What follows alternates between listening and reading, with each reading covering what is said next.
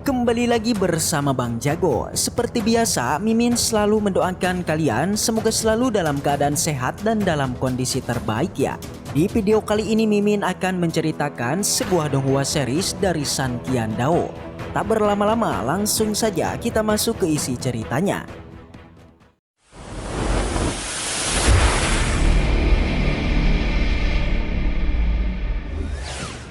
Cerita kembali dilanjutkan. Masih berada di pameran sastra Akademi Jisia, si Wujo mempertanyakan apakah Tetua Chongnian sudah mengakui kekalahan di hari ini.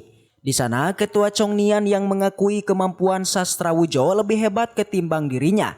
Jadinya dia mengatakan sia-sia saja aku menyebut diri sendiri sebagai seorang sarjana selama bertahun-tahun. Karena pada hari ini aku dikalahkan oleh seorang pemuda jenius. Dua kata-kata berbentuk sastra kemudian terucap dari mulutnya si Wujo sembari mengingatkan bahwa reputasi dan jabatan dari Ketua Chongnian itu akan membebani diri sendiri dan Tetua Chongnian akan sangat sulit untuk maju di masa depan. Siapa yang menyangka dua kata sastra yang diucapkan oleh si Wujo mempunyai sebuah arti yang begitu mendalam bagi Tetua Chongnian. Di saat itu pula dia terlihat mendapat sebuah pencerahan ketika mencoba untuk memahami dua kata-kata yang diucapkan oleh Su Wujo. Pencerahan yang didapatkan oleh Ketua Chongnian juga membuat semua murid merasa kaget. Tidak terkecuali Xuan Wei begitu tidak percaya. Kok bisa-bisanya hanya dengan dua kata saja Su Wujo sudah bisa membantu Tetua Chongnian mendapat sebuah pencerahan. Setelah proses pencerahan selesai, Tetua Chongnian langsung berlutut sembari berterima kasih kepada Su Wujo yang sudah membantunya. Tidak lupa Tetua Chongnian juga mengaku Su Wujo sebagai guru karena pada hari ini sudah membimbingnya dalam membuat pencerahan. Su Wujo sendiri meminta Ketua Chongnian untuk tidak berlebihan membuat pujian karena saat ini dia hanya berkunjung ke pameran sastra saja. Sementara itu dari arah lain ternyata sedari tadi Su Wujo sudah dipantau oleh Ketua Mo dari wilayah Daojong yang sedang bersama dengan Yao Yao. Ketua Mo cukup memuji kemampuan Su Wujo pada saat membuat dua kalimat yang mampu untuk membantu Tetua Chongnian mendapat pencerahan. Di saat itu pula Yao Yao memberitahu Ketua Mo bahwa Su Wujo mempunyai cincin Tao dari pemimpin Tao Sem terdahulu. Dengan begitu bisa dibilang Su Wujo sangatlah cocok untuk menjadi murid dari wilayah Daojong milik Ketua Mo. Akan tetapi tetap saja Ketua Mo tidak bisa mempercayai informasi yang diberikan oleh Yao Yao kepadanya. Di sini Ketua Mo terlihat ingin mencari tahu sendiri kemampuan yang dimiliki oleh Su Wujo. Apakah memang benar seperti yang dikatakan oleh Yao Yao sebelumnya?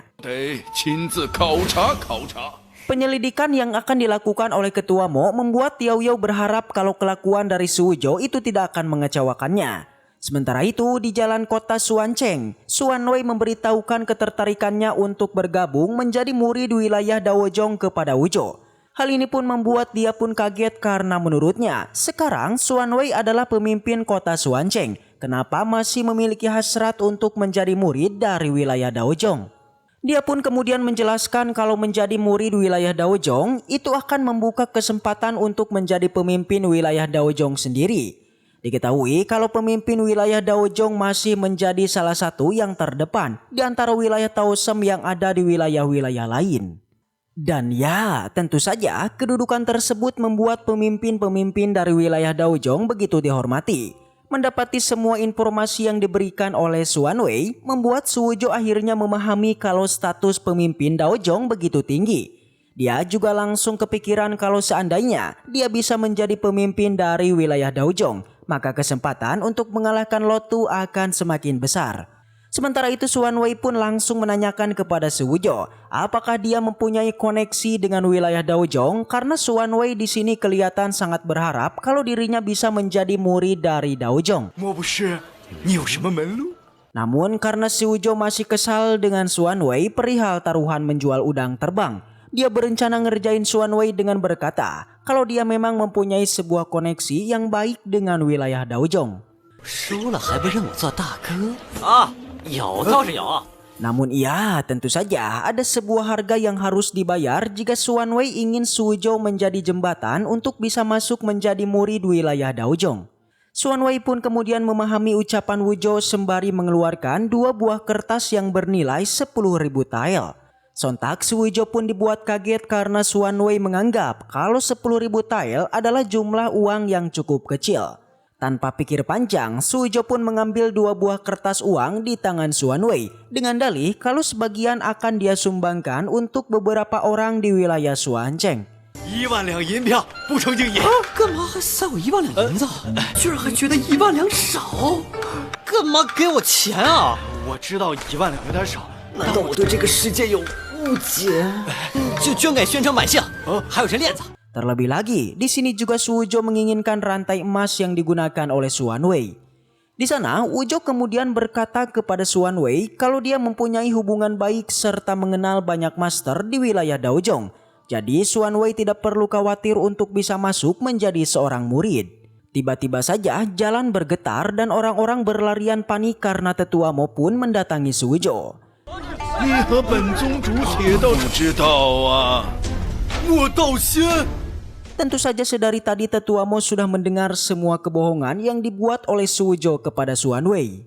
Sambil mengangkatkan tangannya, tetua Mo berkata berani-beraninya Su Wuzhou menipu orang lain dengan mengatasnamakan master yang ada di wilayah Daozhong. Perkataan tetua Mo ini sontak membuat Xuan Wei mempertanyakan kebenaran ucapan dari Su Wuzhou sebelumnya. Untuk mengatasi situasi panik ini, Su Wuzhou pun kemudian membuat gerakan yang hebat guna memberikan 2 buah kertas senilai 10.000 tael kepada tetua Mo. Nah, sambil berlutut, Su Wuzhou juga berkata bahwa tetua Mo datang di waktu yang tepat. Karena pada saat ini dia ingin menyumbangkan uang sebanyak 10.000 tael kepada masyarakat kota Xuancheng. Tidak lupa, Su Wuzhou juga mengatakan kalau dia ingin sekali bergabung menjadi murid wilayah Daozhong yang tetua Mo pimpin. Dan apa yang terjadi? Ternyata tetua Mo setuju dengan semua perkataan Su Wuzhou karena dia menganggap kalau uang yang diberikan oleh Su Wuzhou itu akan begitu berguna bagi masyarakat. Dan kejadian ini pun membuat Xuan Wei menjadi kaget karena kok bisa-bisanya semudah ini bisa mengikuti tes untuk bisa bergabung dengan wilayah Daozhong. 这个，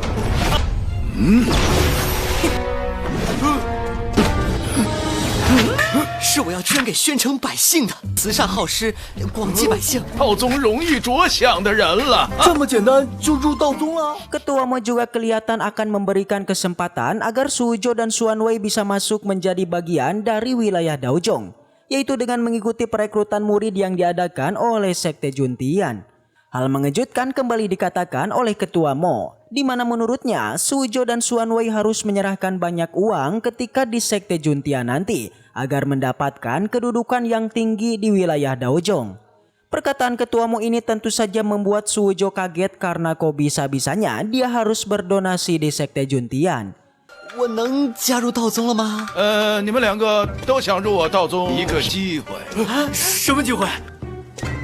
谁在军天教募捐的越多，叫那个土匪窝还能募捐？ Singkat cerita, Wuzhou dan Xuan Wei hari ini akan mengikuti tes untuk masuk ke dalam Sekte Juntian dan terlihat sudah banyak sekali orang yang berkumpul untuk mengikuti tes yang diadakan hari ini. Beberapa orang juga membicarakan kalau mereka bisa mendapat penghasilan yang banyak jika nanti berhasil menjadi bagian dari Sekte Juntian. Sementara itu, seorang tetua memberitahukan kalau tes masuk ke dalam Sekte Juntian akan segera dilakukan. Dia memberi penjelasan mengenai aturan di mana para calon murid harus menaiki sebuah anak tangga guna bisa pergi ke dalam gerbang gunung. Dalam waktu 2 jam, jika berhasil sampai ke tempat tujuan, maka akan menyelesaikan tes untuk masuk ke dalam Sekte Juntian. Informasi yang diberikan ini sontak membuat Xuan Wei beranggapan kalau ujian masuk ke dalam sekte apakah hanya semudah ini. Di saat yang sama, Su Wuzhou memperingati Xuan Wei pasti ada sesuatu di jalan menuju pintu gerbang. Karena tidak mungkin Sekte Juntian hanya membuat ujian yang begitu mudah. 考核开始。 Langsung saja semua orang pun segera berlari untuk segera menyelesaikan ujian ini. Ratusan bahkan ribuan orang mereka masuk ke tempat ujian.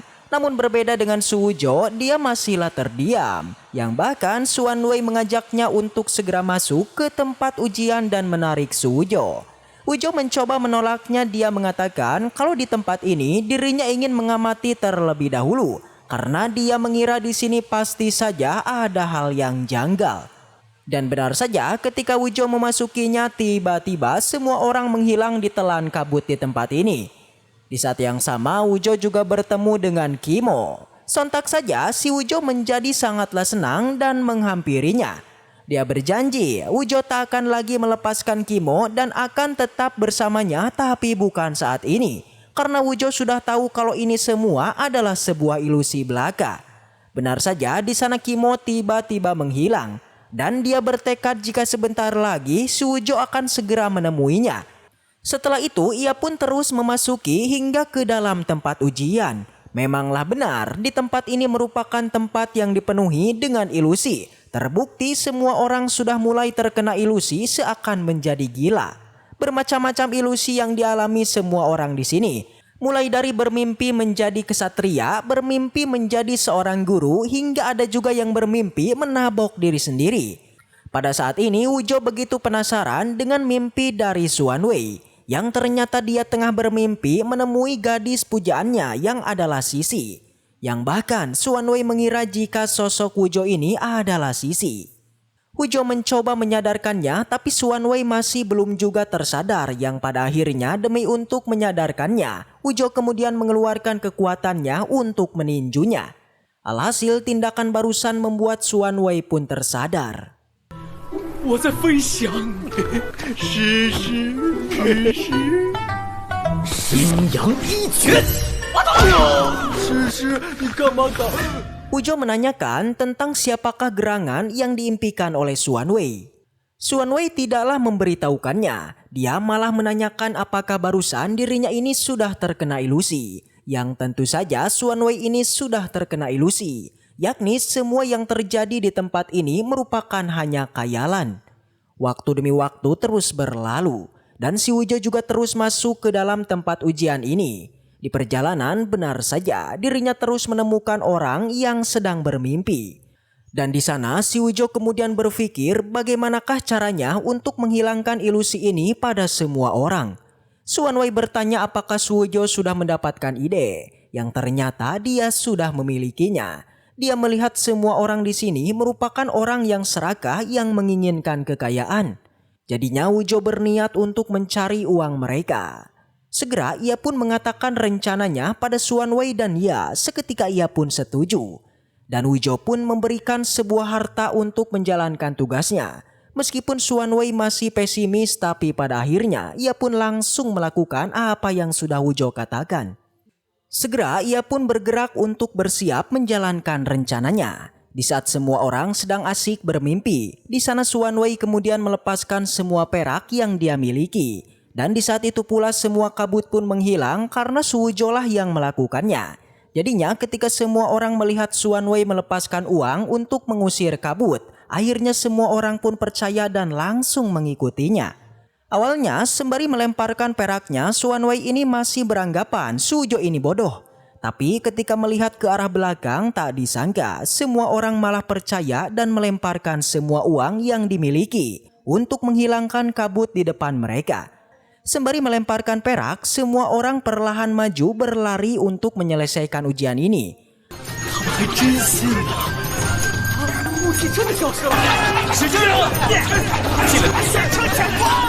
Alhasil setelah semua orang pergi, barulah Xuanwei dan Wujo langsung mengambil semua keuntungan dari kerjasama mereka. Yakni mereka mengambil semua perak di tempat ini.